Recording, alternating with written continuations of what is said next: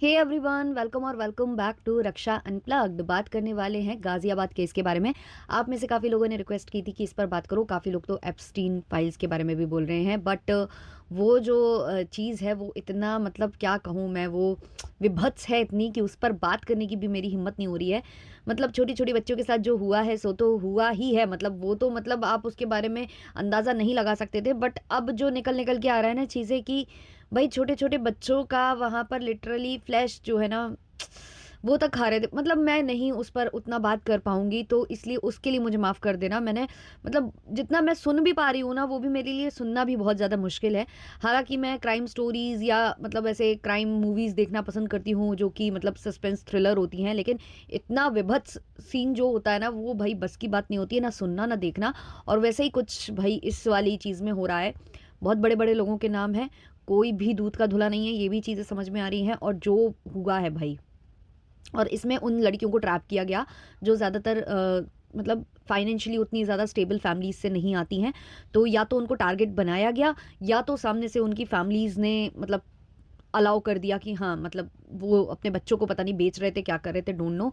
But इतना गंदा है वो, इतना गंदा है। और पहले भी इसके बारे में बात हुई है। एक लड़की ने लिटरली काफ़ी ज़्यादा आवाज़ उठाई थी मीडिया के सामने, लेकिन उसको पागल करार दे दिया गया था। उसने बताया था कि बच्चों का मांस तक खा रहे थे वो, मतलब हर चीज़ बताई। भाई नहीं बोल सकती मैं उसके बारे में ज़्यादा, बट इतना ही मैं कहूँगी कि बहुत गंदा घिनौना है ये जो भी है। और मुझे लगता है कि ये लिटरली राक्षस लोग ही हो सकते हैं। ऐसे राक्षस ही उनको बोला जा सकता है, कलयुग के राक्षस वो हैं ये जो ये कर रहे थे। जो भी एप्स्टीन फाइल्स में जो मतलब सोच लो आप कि वो जो फाइल्स पब्लिक की जा रही हैं उसमें कुछ ऐसी ऐसी चीज़ें भी हैं जिनको मतलब ब्लैक कर दिया जा रहा है, ब्लर कर दिया जा रहा है, दिखाया नहीं जा रहा है। मतलब सोचो आप वो कितना गंदा हो सकता है। मतलब आप खुद ही समझदार हो, उस पर हम ज़्यादा बात नहीं करेंगे। हम गाजियाबाद केस पर बात करने वाले हैं इस वाले वीडियो में, जिसमें वो जो 3 बहनें हैं जिन्होंने अपने साथ कुछ गलत किया। और इनिशियल स्टेज में ये बोला गया कि जो वो लड़कियां थीं वो बहुत ज़्यादा इंस्पायर्ड थी कोरियन गेम से, कोरियन ड्रामा से। और क्योंकि उन्होंने कोई गेम खेल रही थी जिसमें 50वां टास्क ये था, उसमें ये सब कर लिया उन्होंने। ये सब सामने आया था शुरुआती चीज़ों में। और बहुत सारी चीज़ें उनके पिताजी जो है बता रहे थे, क्लेम कर रहे थे, लेकिन धीमे धीमे वो क्लेम्स बदलते गए। बहुत सारी चीज़ें और निकल कर सामने आती रहीं। तो उन सारी चीज़ों को हम डिस्कस करने वाले हैं इस पॉडकास्ट के माध्यम से। लेकिन उससे पहले आप लोगों से मैं एक चीज़ की रिक्वेस्ट ज़रूर करना चाहूँगी कि आप कुछ और करो चाहे ना करो, चैनल को सब्सक्राइब करो चाहे ना करो, बट इतना ज़रूर करना कि लाइक कर देना, हाइप कर देना। और अगर आपके पास हाइप अवेलेबल नहीं है तो आप शेयर कर देना, क्योंकि इससे क्या होगा ना, ये वीडियो ज़्यादातर लोगों तक पहुंचेगा और लोगों को चीज़ें क्लियर होंगी। तो जो भी ये हादसा हुआ है, ये जब हुआ उसमें हुआ कुछ यूं कि लड़कियां जब गिरी वन बाय वन, वो कूदी वहां से, तो एक 9 फीट की दूरी पर थी, एक 8 फीट की दूरी पर थी, और एक ही फीट की दूरी पर थी अपनी बिल्डिंग से। 9वां माला था, 907 फ्लैट नंबर था जिसमें ये हुआ। अब उसके बाद क्या होता है कि उनके पिताजी निकल कर आते हैं और ये सारे क्लेम्स करते हैं कि लड़कियां मतलब बिल्कुल ही हाथ से बाहर जा चुकी थी, गेम्स खेलती थी, लड़ती थी, झगड़ती थी। उनको चाहिए था कि भाई वो दिन रात के ड्रामा देखें, के सीरीज देखें। शुरुआत में तो उन्होंने गेम का हवाला दिया कि गेम खेलती थी और उसमें कोई टास्क था, ये था वो था। लेकिन धीमे धीमे उन्होंने अपने स्टेटमेंट बदले और फिर बोला कि वो के ड्रामा से बहुत ज़्यादा इंस्पायर्ड थी। उनको दिन रात सिर्फ वही चाहिए था, पढ़ने में उनका मन नहीं लगता था, बिल्कुल वो फेल होती जा रही थी, पढ़ाई वगैरह कुछ अच्छी नहीं चल रही थी। हम लोग उनको बहुत ज़्यादा समझाने की कोशिश करते थे पर वो मानती नहीं थी। उनके दिमाग में हमेशा कोरियन चीज़ें चलती रहती थी। उनका ये भी था कि भाई वो अपने आप को इंडियन नहीं मानती है, उन्होंने अपने कोरियन नाम रख लिए थे और उन्हीं के ज़रिए एक दूसरे को पुकारती थी। और अगर उनसे बोला जाता था कि तुम इंडियन हो तो वो लड़ जाती थी, मतलब बौखला जाती थी। ये सब सारे क्लेम्स जो है उनके फादर ने किए। शुरुआत में जो पुलिस वगैरह है उनके साइड से जो स्टेटमेंट आए, जो भी अथॉरिटीज़ हैं उन्होंने जब प्रेस कॉन्फ्रेंस की या जो भी स्टेटमेंट बाहर आया उसमें ये आया कि कोई गेम का इन्वॉल्वमेंट नहीं है। एक डायरी वो लोग लिखकर छोड़ कर गई हैं। उस डायरी में उन्होंने कहा है कि इस डायरी में जो भी लिखा है वो सब पढ़ लो, क्योंकि जो भी लिखा है वो सच है। और वो जो नोट उन्होंने छोड़ा है उस पर सॉरी पापा भी उन्होंने लिखा है। और उनके रूम से कुछ तस्वीरें मिली जो कि फ्लोर पर बिछी हुई थी, उसमें ज़्यादातर जो तस्वीरें थी वो उनके फादर वगैरह के साथ थी।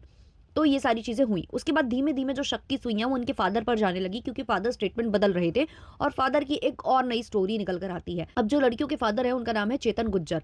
अब चेतन गुज्जर का जो मैरिटल स्टेटस है वो बहुत ज़्यादा कंट्रोवर्शियल है। बताया जाता है कि ये जो फ्लैट है जिसमें ये लोग रहता था, ये पूरा परिवार रहता था, ये फ्लैट जो है रेंटेड अपार्टमेंट है, ये इनका खुद का नहीं है। अब इस रेंटेड अपार्टमेंट में 5 इनके बच्चे बताए जा रहे हैं जो कि रहते थे, जिसमें से 3 ये बच्चियां थी। उसके अलावा भी बहुत सारे लोग इसमें रह रहे थे जो कि इनकी पत्नी पत्नियां थी।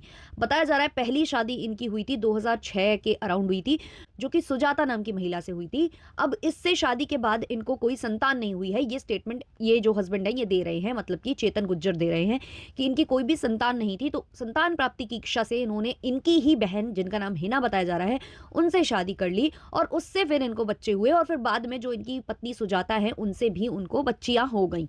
अब इसमें जो स्टेटमेंट है उनका झूठा साबित हो जाता है, क्योंकि जो एज लड़की की है और जो ये बता रहे हैं कि साल 2009 में जाकर इन्होंने शादी की, जो कि ऐसा नहीं है। तब तक इनकी पहली पत्नी को बच्ची हो भी चुकी थी और इन्होंने काफ़ी देर में 2013 में जाकर शादी की है, जो कि ये गलत स्टेटमेंट दे रहे थे। 2013 में जाकर इन्होंने शादी की थी, वो भी इसलिए क्योंकि इनका जो एक्स्ट्रा मैरिटल अफेयर है वो इनकी साली के साथ चल रहा था, जिसका नाम हिना बताया गया। अब हिना से भी शादी होती है इनकी, सुजाता से भी शादी होती है। उसके बाद इनकी लाइफ में एक और मोहतरमा आती है, जो कि बताया जा रहा है कि इनकी कास्ट से नहीं थी, मतलब इनके रिलीजन से नहीं थी, वो मुस्लिम महिला बताई जा रही हैं, जिनसे इनका प्रेम संबंध स्थापित होता है और उनसे भी ये शादी करते हैं। अब वो महिला को पहले बताया जा रहा था कि वो भी इसी फ्लैट में रहती है, बट अब बताया जा रहा है कि नहीं, वो इस फ्लैट में नहीं रहती है, वो कहीं और रहती है। लेकिन इतने में ही जो चेतन गुज्जर है वो शांत नहीं होते हैं। इनकी जो पत्नी है सुजाता, वो 9 बहनें हैं। अब उसमें से जो एक और बहन है जिसका नाम बताया जा रहा है टीना, उनसे भी इनके प्रेम संबंध स्थापित हो जाते हैं और वो भी इनके घर में आकर रहने लगती हैं। अब उनसे शादी हुई है या नहीं ये तो कंफर्म नहीं है, लेकिन एक खबर जरूर निकल कर आ रही है कि जो इनकी साली है, तीसरी साली जो कि टीना है, उनसे भी इनका संबंध चल रहा था और उनसे उनको एक बच्ची भी है जो कि 3 साल की बताई जा रही है।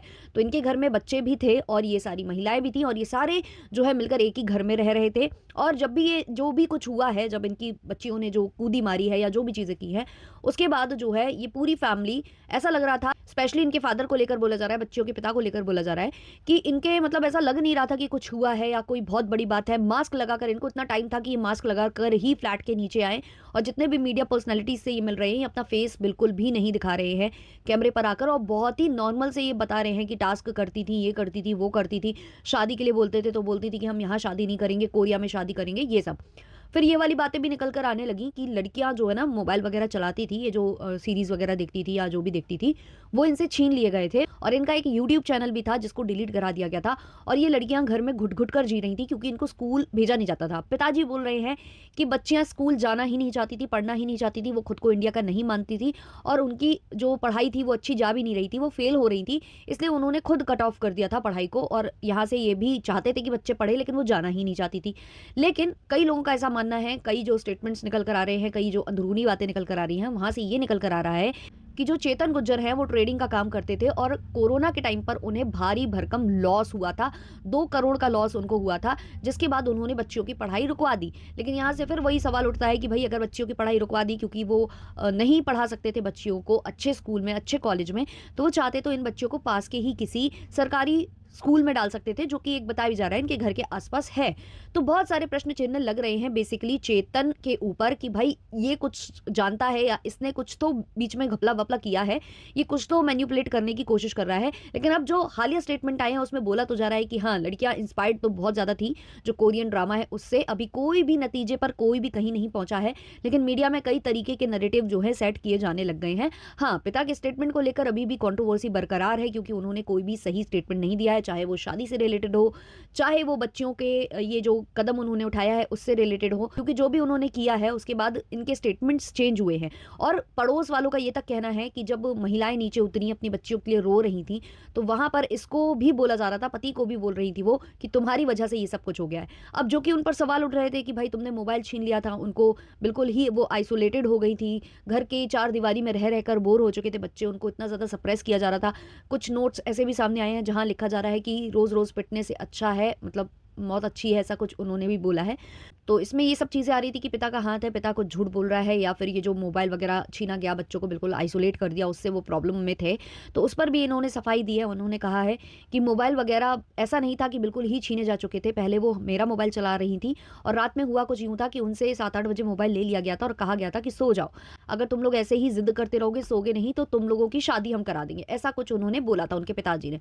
उसके बाद रात में फिर से वो अपनी मॉम का मोबाइल लेकर आए थे और वो चलाने लग गए थे। वो भी उनसे जब छीना गया तब फिर वो गुस्से में गए, उन्होंने डोर वगैरह क्लोज़ किया और वन बाय वन वहाँ पर जो है इन लोगों ने ये चीज़ें की हैं। और ये भी बोला जा रहा है कि 3 बहनें थीं जिसमें से जो बीच वाली बहन थी, मंझली बहन थी, उसके इशारों पर दोनों बहनें काम करती थी। पिता का जो स्टेटमेंट है वो इस तरीके का है कि अगर मंझली वाली बहन ये कह दे कि ये खाना बना है, ये हम नहीं खाएँगे, हम तीनों ही नहीं खाएँगे, तो वो जो दूसरी 2 बहनें थी वो इतना ज़्यादा मानती थी उसकी बात को कि वो भी नहीं खाती थी खाना, कि इसने मना किया है तो मैं भी नहीं खाऊँगी। तो ये सारी चीज़ें बोल रहे हैं, स्टेटमेंट्स हैं ये सारे उनके।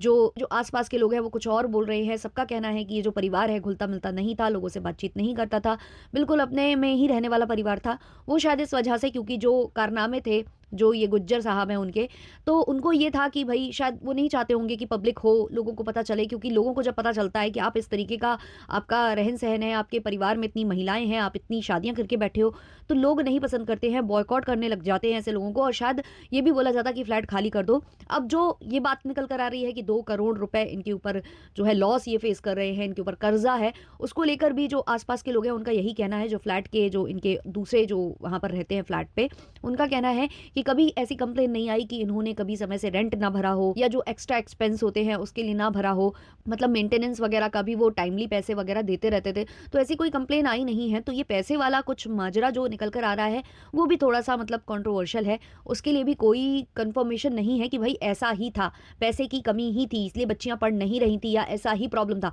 और फिर सोचने वाली बात यहाँ ये भी है कि जो पुरुष 3-3 4-4 महिलाओं को साथ में लेकर चल रहा है, घर में 3 महिलाएँ हैं, बाहर भी हैं, ऊपर से इनका जो बच्चा है वो भी बताया जा रहा है किसी डिज़ीज़ से उसको प्रॉब्लम है, मतलब वो कुछ स्पेशल चाइल्ड है ऐसा बताया जा रहा है। एक बेटा है इनका जो कि स्पेशल चाइल्ड है।